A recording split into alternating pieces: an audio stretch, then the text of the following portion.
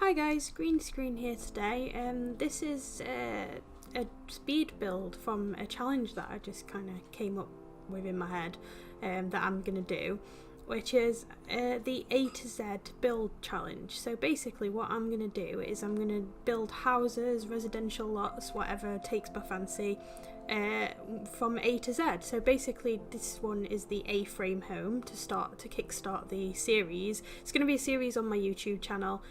Some of the builds will probably be large, some will be small. It just depends on what kind of build I go for, whether I go for go for residential or whatever. So anyway, basically I've only just come up with this idea today, and so I've only just built this one today, so it could change over time. But I'm just trying to fill in a gap while you watch me struggle trying to actually get the roof right and everything, because I've never built an A-frame home before. This is my very first one, so I noticed a lot of people were doing this recently, so I jumped on the bandwagon and copied the idea, and I thought, what a better way to kind of start the series than with that. So yeah, so basically the idea for this is that each letter of the alphabet is going to be represented by some sort of build, and this is the first one. So my idea for this home, not only being A-frame, is that I wanted it to be completely different to anything that I've ever built before. Like using different items. I didn't want it to be modern, didn't want it to be kind of, I don't know, traditional. I just wanted it to kind of be outside the box of what I'm used to building. The only problem with these kind of homes is that I did want to have that little second floor, because I didn't want to have just a wasted space in the roof. So I have built that little room, which is fine, except you can't use it without the walls being down. So any wallpaper that you put on there, it just won't be shown. So just that's for your information, basically, which is why I've kind of gone for a plain wallpaper up there when we get to it and you see. So the inside of this house obviously is very small, it's very narrow, so I had to figure out how best to use the space. We don't really have much room for bedrooms, so there is technically one bedroom and one office room, but I guess if you wanted it to be another bedroom, you could change that around, because there are plenty of places for you to actually put the office in the living room or wherever, or you could even like use the upstairs bit as an office. But what I've done is I've kind of gone for a bit of a balcony sort of place up there. You'll see when we get there that I don't know if you saw on the outside, but I put that window from I think it's from Jungle Adventures, where there's no glass in it but you can kind of see out.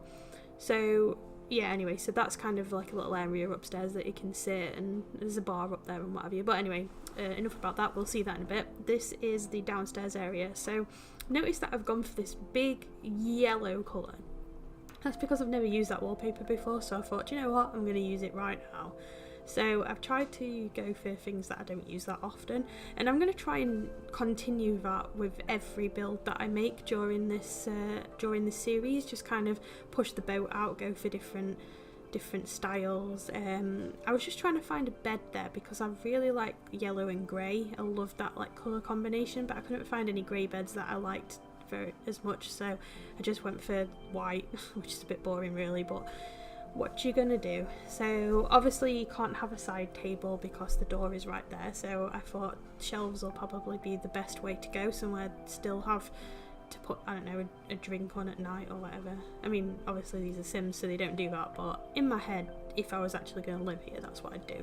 So yeah, I use those shelves, but I do move them. I actually moved them to the back of the bed because I felt like they were a bit in the way there, so they kind of look better. I also tested this just to make sure that the Sim can actually use the bed all right and everything. You can scoot over to the other side, so that's fine. So you could have two people living here, that's fine, but like I say, there isn't much space, so it's kind of more for a single Sim. But obviously if you want to put a family in, who am I to say don't do that?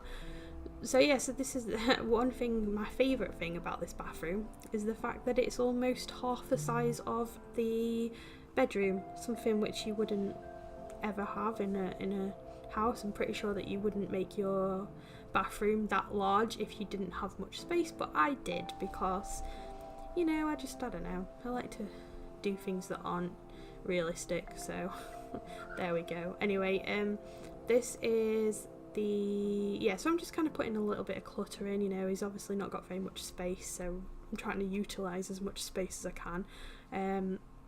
This is the office area, because like I said, I'm not bothered about this sim having a massive family, so I just kind of went for this little office space. And I've also used that little wicker chair. I've used the wicker furniture throughout this build because in my head I just imagined that this guy went to a shop and they had all the wicker furniture on sale, so he bought all of it and used it throughout his house, because obviously why wouldn't you do that if it was on sale? So yeah, so all the furniture is wicker. And I imagine that he's a bit of a painter, so he has his little easel in the corner, and I didn't put any artwork on the wall in there because I felt like the wallpaper was enough. I didn't want to cover it up. I liked that wallpaper. I liked the grey and the red together. I was toying with the idea of putting a fireplace in here, but I just didn't think there was room for it. I mean, I could have had it, but I felt like it just was a bit overbearing in the room. I don't think that you would have actually had a fireplace in there if you genuinely built this home. So I just kind of went for a little seating area instead, and a TV obviously. Because we don't have separate dining room and kitchen, so I put that in that corner with and again you can see I'm using the wicker chairs and the wicker sofa and everything. So and I've got those little butterflies on the wall. You know, I'm just using things that I don't use very often. I really like this kitchen. It might seem a bit odd to other people because it's probably like never a colour that you will see in a kitchen, but I went for the orange and the blue because I thought I'm sick of doing just plain white or plain black kitchens, so I've gone for orange and blue instead. And I don't know if you want to notice at the end of the fridge, but I've purposely made a bin hole because I just forget to put bins in, so I was like, right, if I leave a bin hole then I'll definitely put a bin in.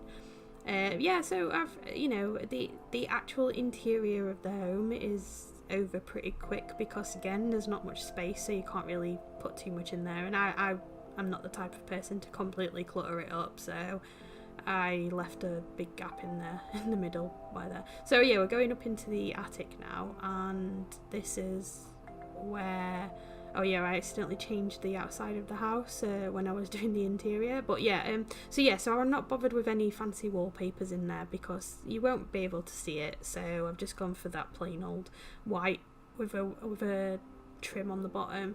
I've put a bar in just so he's got somewhere to go with his friends and have a drink. And then I've put another wicker chair that he got on sale. I've put another easel because that window I figured would probably have quite a nice view, so you'd probably be somewhere you would go and do painting. Obviously a bookshelf so you can go up there and have a little read.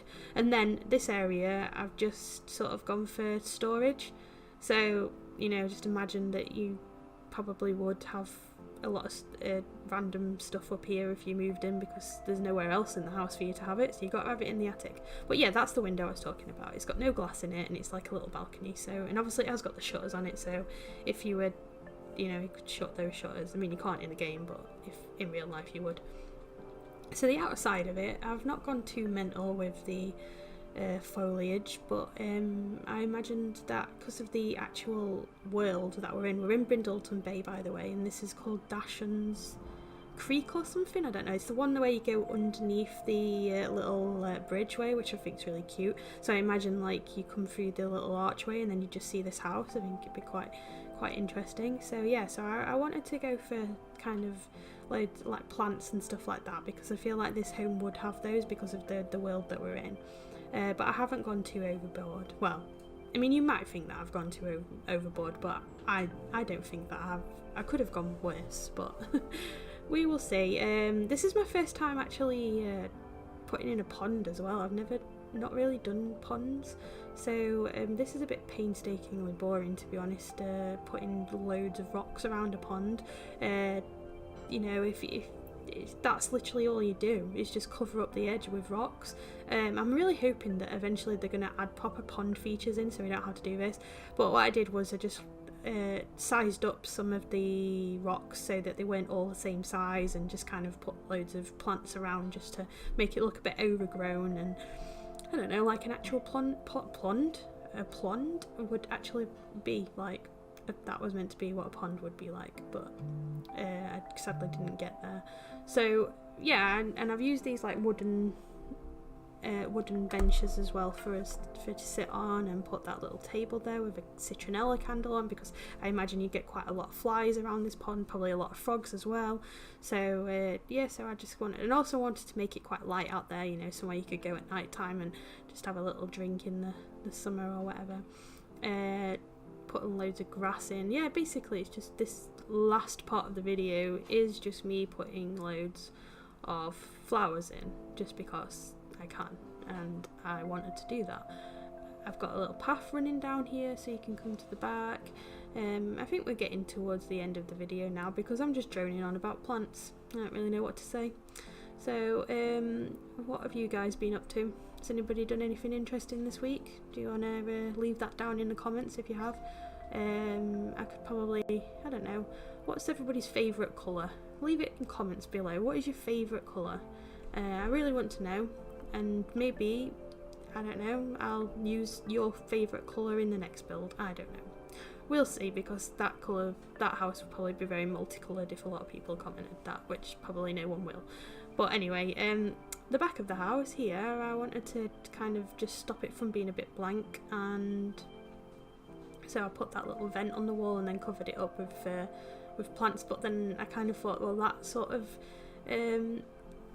stops the vent from working, because it's probably full of plants. So I don't know, but I still did it anyway. So we're not going to go back and change it now, because I just really can't be bothered to go back into the game and change that.